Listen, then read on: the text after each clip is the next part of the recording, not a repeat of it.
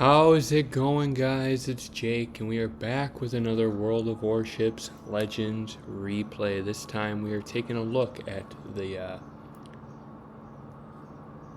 girthy, definitely girthy, American Legendary Tier Battleship Vermont. This is a special Bureau project that you have to purchase from the store, at least I had to anyways, and it is the final step of the Minnesota line, the alternate American battleship lines. Now, they implemented this line of ship. When I say they, I mean Wargaming implemented this line of ship after, the standard tech tree line for the American dreadnoughts into fast battleships, right? You have New Mexico into Colorado, into Iowa, into Maine, into Montana. Hindsight 2020, it doesn't make a lot of sense that North Carolina is in the alternate line because you have Tennessee, which is a dreadnought-style World War I battleship. Then you have the North Carolina class, which is like the original concept of a fast battleship, right? Like it looks like in Iowa, essentially, different hull, so, in a few different spots, right? A little bit different, but, you have your classic 3x3 layout. It resembles an Iowa a lot more than a Colorado does, but,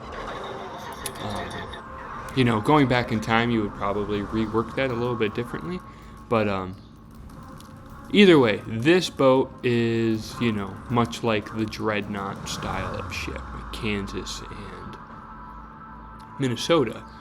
Big, tanky, and slow. Shit ton of torpedo protection, really good guns, and this is like the calling card of this ship, right? You've got those 12,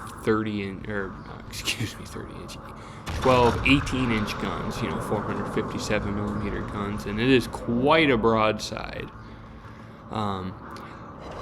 The obvious drawback to this ship, it's slow. It is incredibly slow, and a lot of times to be good at this game, you've got to be thinking, 2-3 steps ahead. If you're playing Vermont, you got to be thinking like 4 steps ahead. It takes so long to reposition this ship. You're kind of stuck. If I were to push in a little too far here into the middle of the map, there is no way for me to break off. No way for me to disengage. But, you look at how quick you can rack up damage. That's 130k in 4 minutes. You can really stack up damage with these 457s, depending on, what the enemy gives you, right? Like, Rhode Islands are really fun to shoot at. It's a popular ship. It's a good ship, but it is not armored very well. It's overmatchable by, I think, anything 15 inches and above.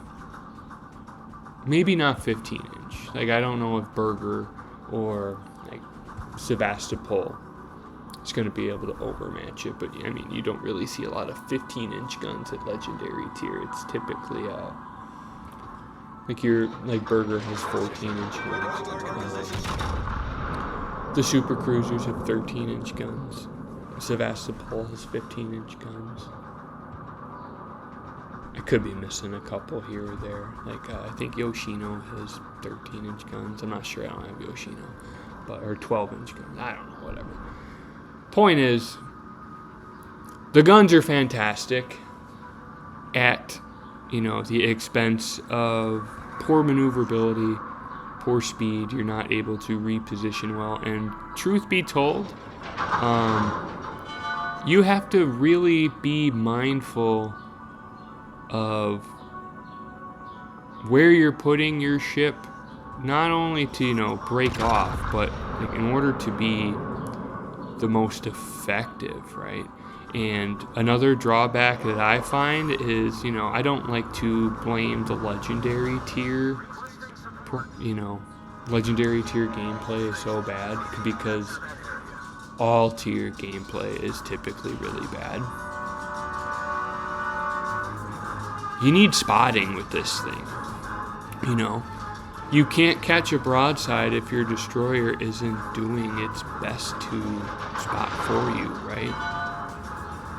If your destroyer isn't spotting, you have to move up into a precarious position where you can't break off. But as you can see, this one is going to hell very quickly. I would not say this is my fault. Perhaps the only thing I could have done different was park it and wait here for a little bit, just because this game is not losable yet, and I have no vision on the other flank, and I got a little lucky to not be citadeled there. I'm not even sure what shot at me, but could have been a disaster, just because I can't see anything over there. I should have been angled out. I'm not spotted anymore. Oh, it's an Aki.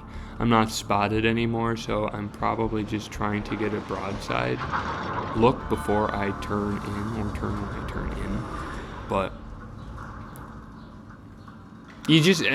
I feel like with Vermont, you have to be patient, but mindful of where you're putting your ship. You gotta like think it through. It's almost like, I need to anticipate him doing this, but in case this or this happens, I need time to like reposition to here or here. Like, you have to think a little more, at least in my experience. But regardless, the guns are fantastic. This one I just don't play all that much, just because, like I said, I like to be able to move, and it's a struggle on this thing. But won't say this one's my fault. It's a pretty good game at the end of the day. But look at that. The destroyer practically didn't miss a stitch.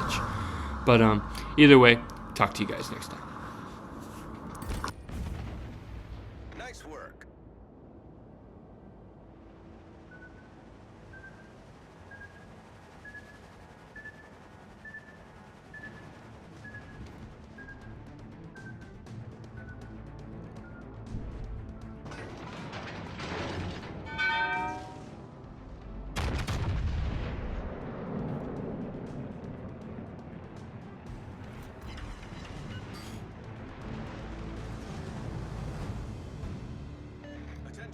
Reporting the target position.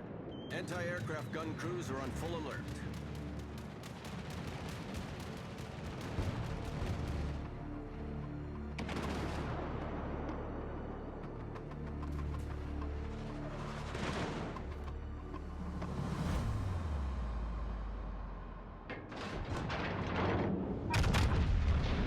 Torpedoes astern. Anti-aircraft gun crews are on normal alert. Torpedoes astern.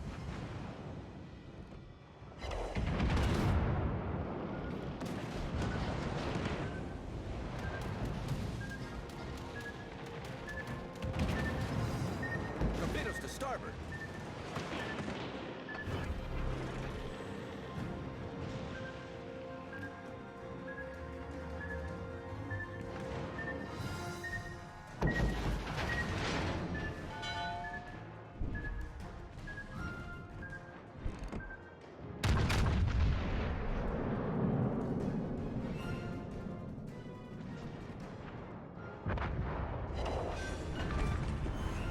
Enemy cruiser sunk.